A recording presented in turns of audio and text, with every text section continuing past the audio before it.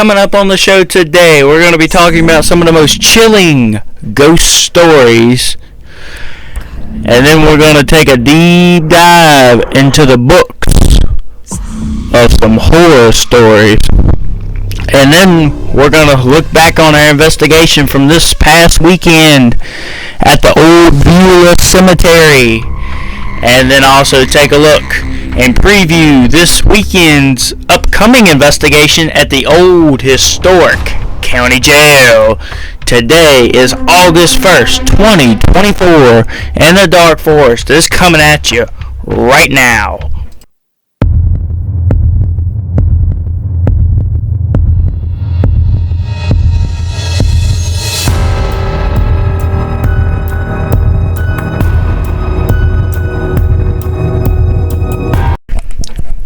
Welcome to the show, guys. It's August 1st. We are already in the month of August. I cannot believe it. Getting this much closer to Halloween. We are practically there. But to start off today's show, we're going to be talking about last weekend's investigation at the old Beulah Cemetery with Chris and Mark. We had a good investigation. Caught a lot of good activity. Got some great spirit box answers with the spirit box. That was by far some of the clearest answers I have ever heard come through the spirit box. It was just amazing to me exactly how clear some of the answers was. You can hear it on camera. We got one yes that was clear as like you could hear it from a mile away. It was clear as freaking day. And then we got some good dowsing rod communication. A couple K2 spikes here and there. With the ground being wet, didn't really want to pull out the REM pod, but we did get good activity with what we did pull out with the spirit box, the K2, and the dowsing rods. Seen a couple figures walking around. You'll see it about 3/4 of the way through the video. We had something get thrown behind us. I don't know what it was. Nothing on the ground looked disturbed. Nothing looked out of place. I don't know what it was, but it sounded like something hit the ground, and it hit the ground hard right behind us because we all heard it. We got quite a few knocks, and we kept hearing these little thumps every so often. Almost sounded like little footsteps. It was wild. But for that cemetery to be there about between 3 and 4 a.m. was definitely a wild night. Can't wait for more cemetery investigations. But with that being said, we're going to jump right on into the second topic of today's show. It's going to be some of the most haunted and chilling ghost stories. We'll start this one off with number 1, the ghost of Blackwood Manor. Blackwood Manor has stood empty for decades, its once grand walls now crumbling and covered in ivy. The locals spoke of a tragic history of a family that vanished without a trace one stormy night. The manor was notorious for strange occurrences and ghostly sightings. One evening, a young couple, Laura and Dan, decided to explore the manor despite the warnings. As they wandered through the dark, dusty rooms, they noticed an old portrait of a woman hanging crookedly on the wall. The woman's eyes seemed to follow them wherever they went. In the kitchen, they found a dusty old cookbook open to a recipe for eternal love pie.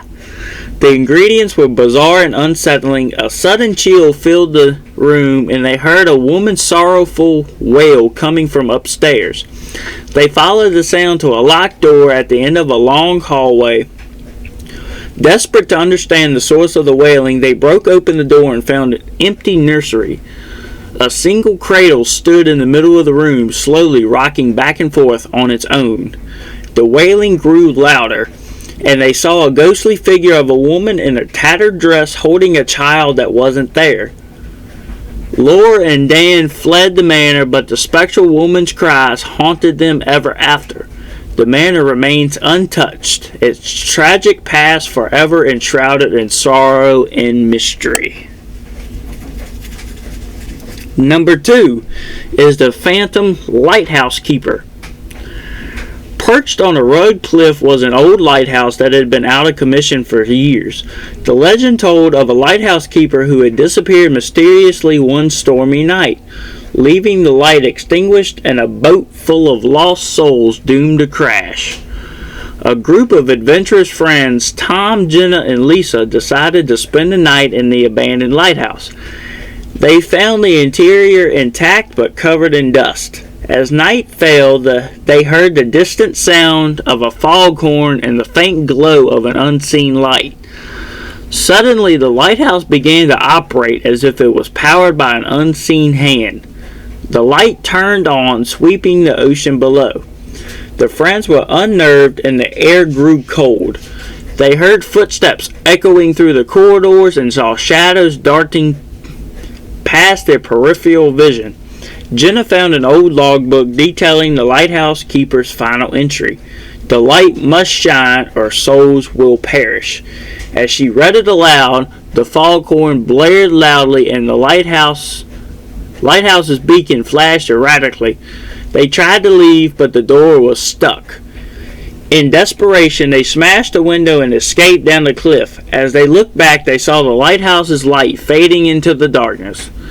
They never returned, haunted by the spectral presence that seemed to guard the lost souls of the sea. Number 3 is the apparition of the old library. In a small town, there was an ancient library rumored to be haunted by the ghost of a librarian who had vanished mysteriously. The library was known for its labyrinth shelves and eerie silence. One rainy afternoon, a college student named Emily took refuge in the library to study. As she perused through dusty tomes, she noticed that some books seemed to be out of place. The library's atmosphere grew colder and she began hearing soft whispers. When she ventured into the library's restricted section, she discovered an old journal with the librarian's name, Edith Hawthorne. The journal detailed strange occurrences, books flying off shelves, whispers in the dark, and a growling sense of dread. As Emily read, the whispers grew louder, converging into a desperate plea for help. The lights flickered, and she saw a shadowy figure of a woman in a vintage librarian's uniform standing between the shelves. The apparition seemed to be reaching out to Emily, her face a mixture of sadness and fear. Emily fled the library, but the whispers continued to haunt her. She later returned that Edith had been searching for something important in the library, a secret she could never reveal before disappearing. The library remains a place of unease, with some claiming that Edith's spirit still roams in search of the truth. Number 4, the haunted hotel room. The Grand Regency Hotel was an opulent establishment with a dark secret. Room 307 had a reputation for being cursed, with guests reporting bizarre phenomena and inexplicable occurrences. One business traveler named Mark stayed in room 307 while on a work trip. That night he experienced a series of unsettling events. The temperature dropped suddenly, strange noises echoed through the room, and his belongings were mysteriously rearranged. Around midnight, Mark was woken by a soft knock on the door. When he opened it, he found no one there, only the dimly lit hallway. The air felt heavy, and he saw a ghostly figure of a woman in a vintage dress standing at the end of the hall. The figure vanished as quickly as it appeared, leaving Mark shaken. He later learned that a woman had once stayed in room 307 waiting for a lover who never arrived. Heartbroken, she had died under mysterious circumstances, and her spirit was said to remain in the room, eternally waiting. Mark checked out early, leaving behind a chilling account of his experience. The hotel staff has also reported that the strange occurrences continued, with 307 remaining the center of ghostly activity.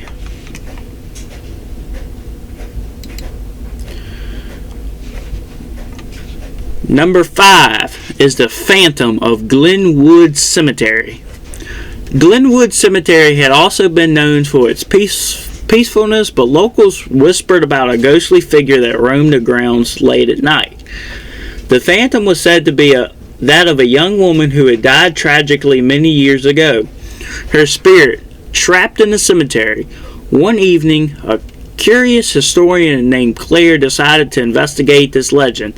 Armed with only a flashlight and a notebook, she wandered through the old gravestones, noting the dates and inscriptions. As the sun set, an eerie fog rolled in and the air grew cold. Claire began to hear soft, sorrowful crying coming from a distant corner of the cemetery. Following the sound, she found an old, weathered grave marked with the name Emily Thompson, dated over a century ago. The crying grew louder and more insistent as she approached. Suddenly, a cold breeze passed through her, and the figure of a young woman appeared beside the grave, her eyes filled with despair. The apparition reached out a translucent hand, and Claire felt a chilling touch. The ghost whispered, "Help me find peace," before vanishing into the fog. Claire left the cemetery shaken, but she later discovered that Emily's grave was missing from official records. She made it her mission to restore Emily's memory, believing it was the only way to bring peace to the restless spirit. Number 6 is the Vanishing Hitchhiker. On a lonely stretch of road outside a small town, drivers frequently reported picking up a young woman in a white dress. She would appear on the roadside, her clothes drenched as if she had been in an accident. Drivers would often offer her a ride, and she would provide an address before falling silent. One night, a man named Jim picked up this mysterious hitchhiker. She was quiet and reserved, only giving him an address at the edge of town. As they approached the address, she suddenly vanished from the car without a trace. Jim went to the address given, a run-down house with a for sale sign out front. An elderly woman answered the door, and when Jim described the hitchhiker, the woman's face turned pale. She explained that it was her daughter who had died in a car accident years ago, and the address was the one she had lived in before the accident. Jim was left stunned, realizing he had encountered the ghost of a woman who had died in a tragic accident. The story of the vanishing hitchhiker soon became a local legend and a haunting reminder of the spirit who wandered the roads in search of her final destination. Number 7, the Echoes of Ravenwood Manor. Ravenwood Manor was an imposing estate that had stood empty for decades. The manor had a dark history of mysterious deaths and disappearances. When a new family moved in, they were warned about the manor's eerie reputation, but they dismissed the tales as superstition. Soon after moving in, the family began to experience strange phenomena. Doors would creak open and shut on their own, and cold spots appeared throughout the house. The most disturbing occurrence was the echoing sounds of footsteps walking up and down the grand staircase, even though no one was there.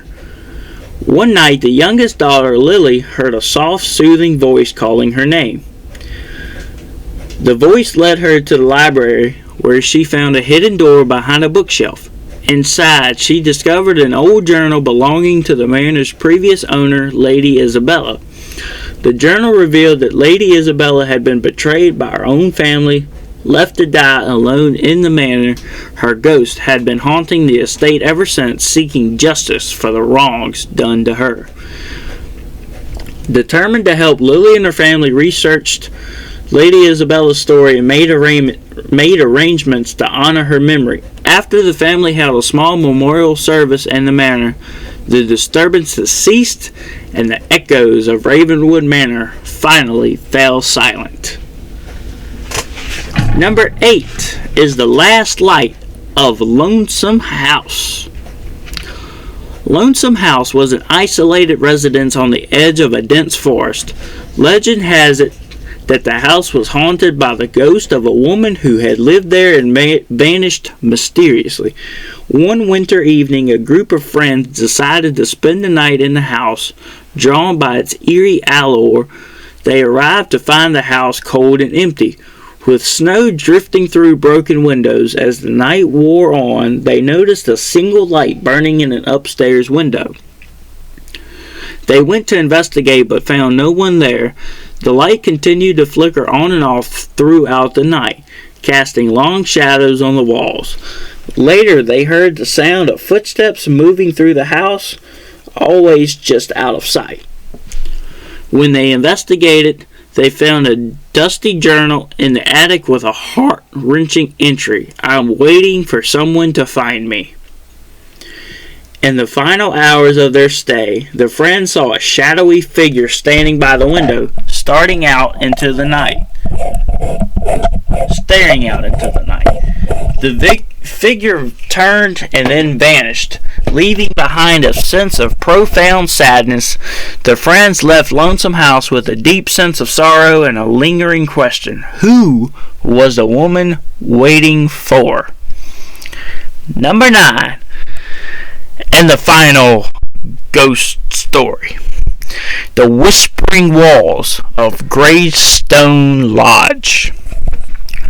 Greystone Lodge was a grand but neglected hotel rumored to be haunted by the spirits of its former guests. When a team of paranormal investigators decided to spend the night, they hoped to capture evidence of the supernatural. As night fell, the team set up their equipment and began exploring the lodge. They recorded strange noises and captured eerie shadows on camera.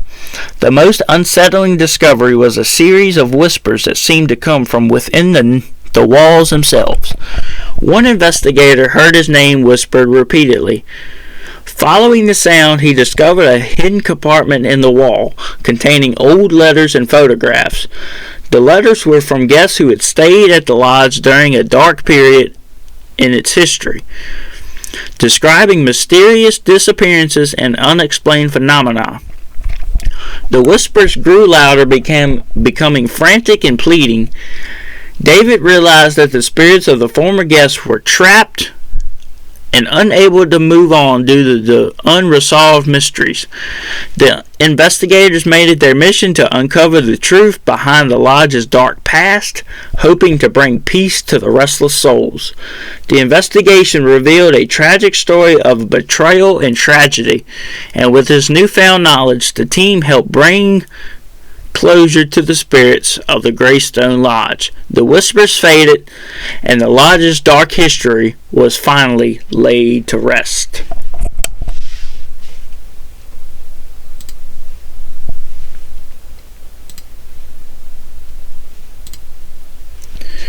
Alright, now we're going to be talking about some short stories that are quite chilling, and they are a little terrifying at the same time.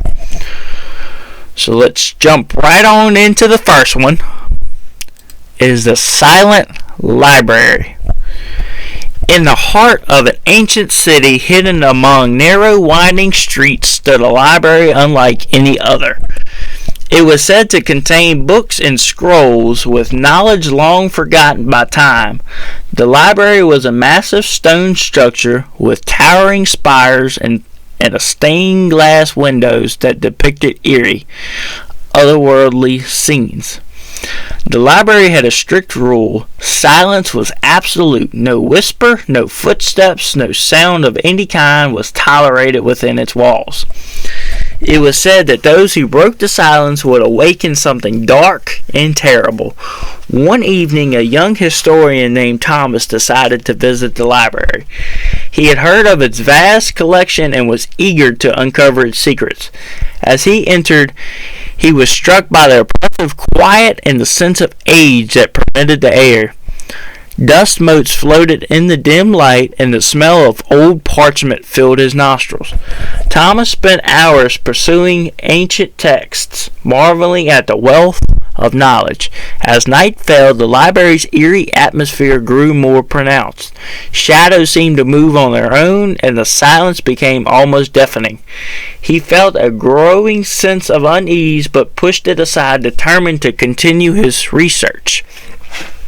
In the dead of night, Thomas discovered a hidden door behind a row of old books. Curiosity got the better of him, and he pushed it open to reveal a narrow spiral staircase descending into the darkness. He hesitated, then descended, his footsteps silent on the cold stone steps. At the bottom, he found a small, dimly lit room. In the center stood a pedestal with a single ancient book. Its cover was made of cracked leather, and strange symbols were etched into its surface. Thomas reached out and opened the book. As he read the first few lines, a cold wind swept through the room, extinguishing the torches.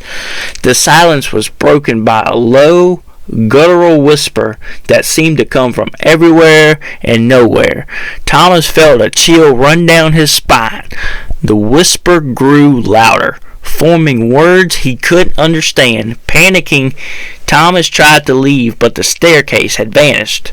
The room began to change, the walls closing in, the air growing colder. He realized too late that he had awakened something ancient and malevolent. The whispers became screams, filling his mind with terror. He dropped the book and covered his ears, but the noise was relentless. His vision blurred, and he felt a presence closing in on him. The next morning, the library's doors were found wide open. Librarians and scholars entered cautiously, finding no sign of Thomas. The hidden door in the spiral staircase had vanished, leaving only a faint trace of cold air and the lingering echo of disparate whispers. The library's silence was restored, but the legend grew. Those who dared to visit the library at night spoke of hearing faint whispers and feeling an unexplainable chill. They knew one thing for certain, that the library held secrets best were left undisturbed, and breaking the silence would awaken a darkness no one could escape.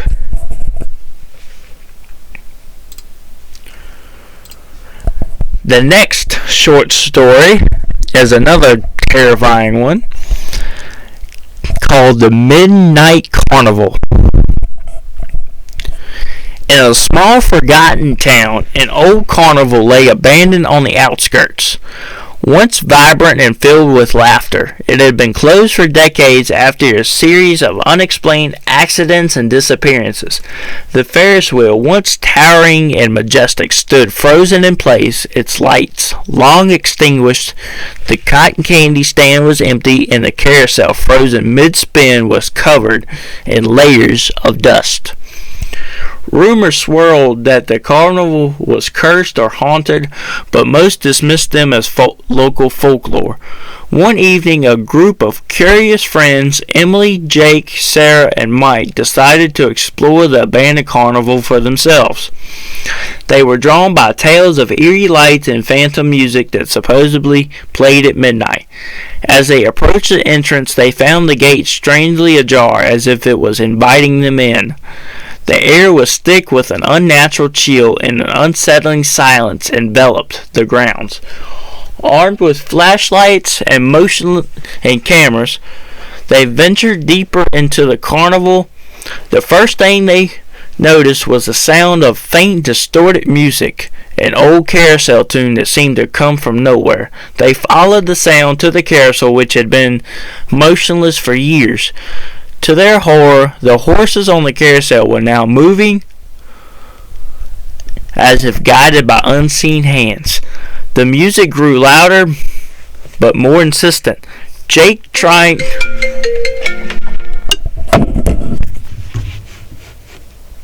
Sorry guys, got a phone call real quick. So we're going to jump right back on into this story.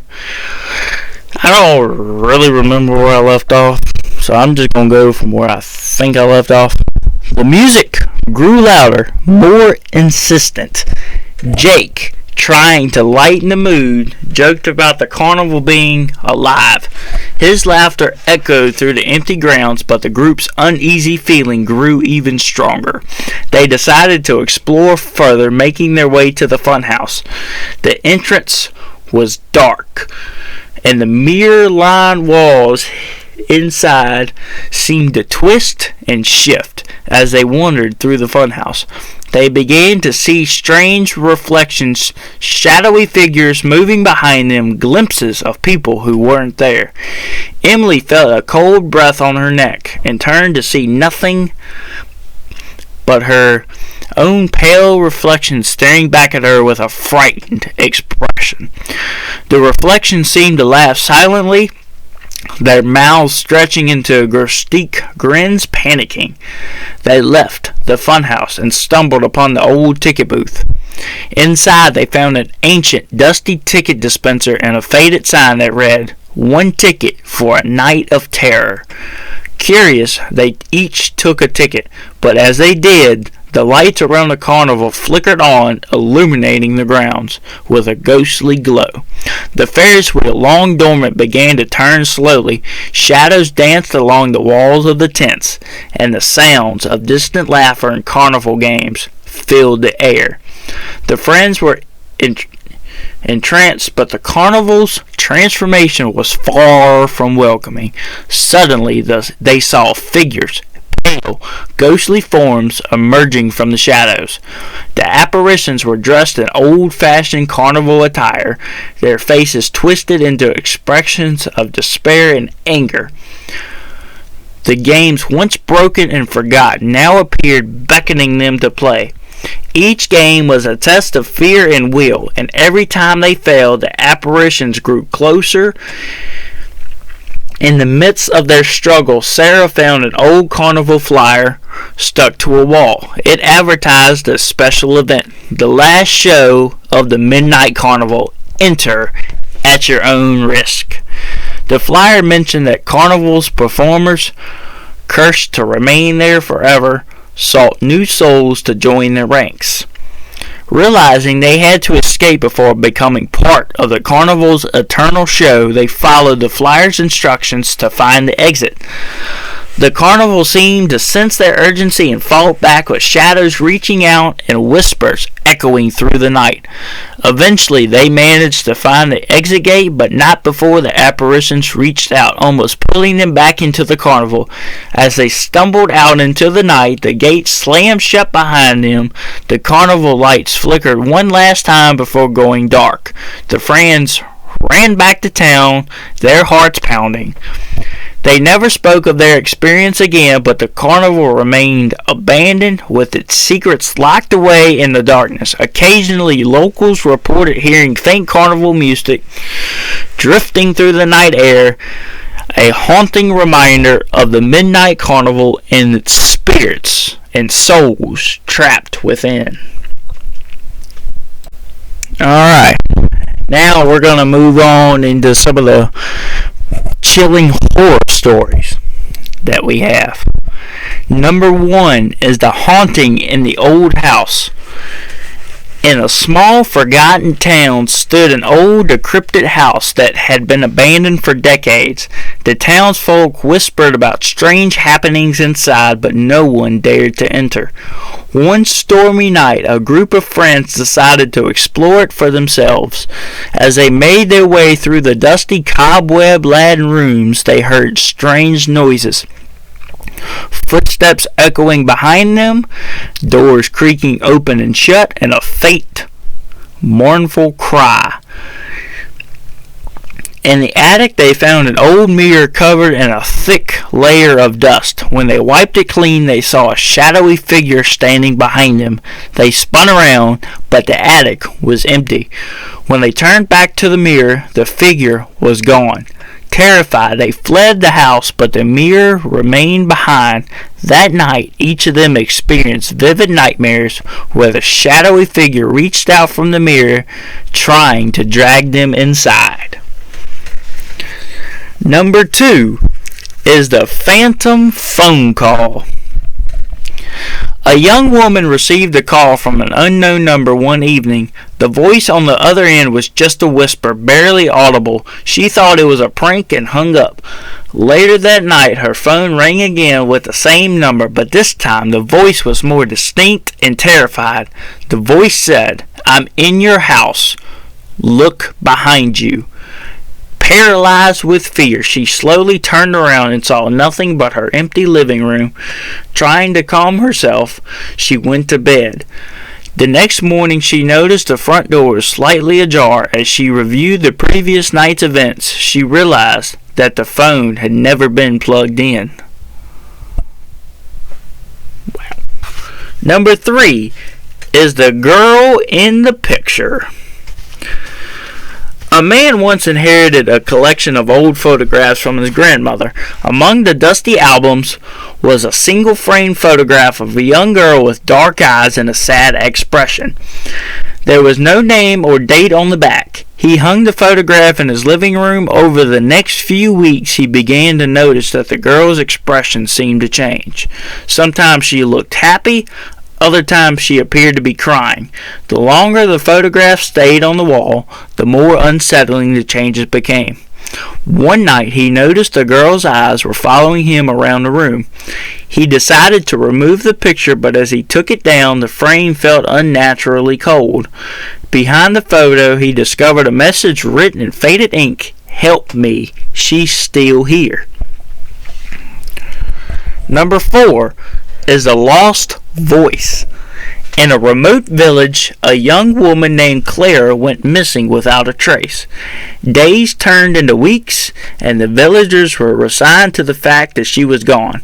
However, at night, some claimed they heard Clara's voice calling for help from the woods. One brave soul, driven by desperation, ventured into the forest. As he walked deeper into the woods, he heard Clara's voice growing louder, pleading for rescue. Following the voice, he stumbled upon an old abandoned well. The voice was now a panicked whisper coming from inside. As he peered down into the well, he saw Clara's face staring back at him, her eyes wide with fear. But when he tried to reach out, the voice abruptly stopped, replaced by an eerie silence. The villagers never saw him again, and the voice was never heard again. Number 5 is the mirror's secret. Emma loved antique shopping and often found herself in a quaint, dusty shop that seemed to appear out of nowhere. One day she discovered an intricately carved mirror, its frame adorned with mysterious symbols. The shopkeeper warned her that it was no ordinary mirror, but Emma, intrigued, purchased it. That night, as she prepared for bed, Emma noticed the mirror seemed to be shimmering oddly. The next morning, she awoke to find her reflection was not quite right. Her reflection was smiling, even though her own face was neutral. She tried to ignore it, but the reflection's smile grew wider every day. When she finally took the mirror down, she saw something written on the back of it. "The one who smiles at me will never be free." Her fear turned to horror when she noticed the mirror was now stuck to the wall, no matter how hard she tried to remove it.